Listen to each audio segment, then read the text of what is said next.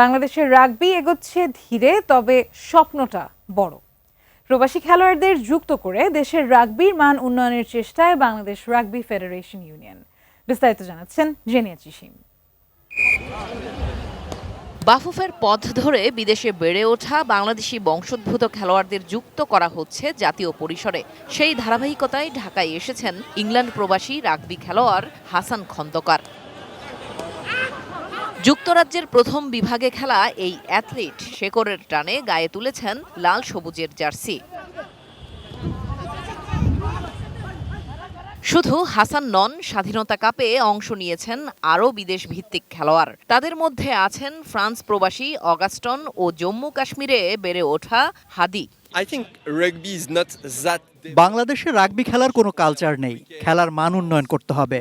ইউরোপের কোনো দেশের সাথে তুলনা করছি না, পাশের দেশ ভারত কিংবা শ্রীলঙ্কা, নেপালের মতো অবস্থানে নেই।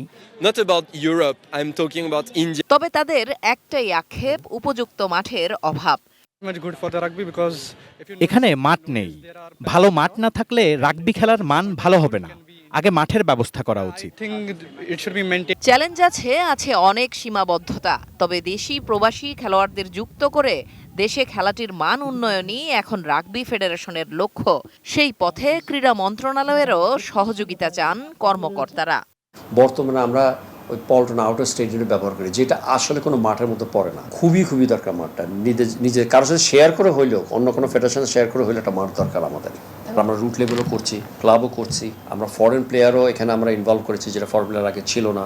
তারপরে আমাদের ক্লাবগুলি তখন ফরেন প্লেয়ার আছে, ফ্রেঞ্চ প্লেয়ার আছে, ইন্ডিয়ান প্লেয়ার আছে যারা খেলেছে। তো ওভারঅলে আমি মনে করি যে অনেক দূর আমরা আগিয়েছি। আরটু যদি সাপোর্ট দেয় সরকার, যেটা অনেক ওনারা করছেন, অলরেডি সাপোর্ট দিচ্ছেন, আরটু যদি দেন তাহলে রাগবি ভালো করবে। জেনিয়া চিশিম, এটিএন নিউজ, ঢাকা।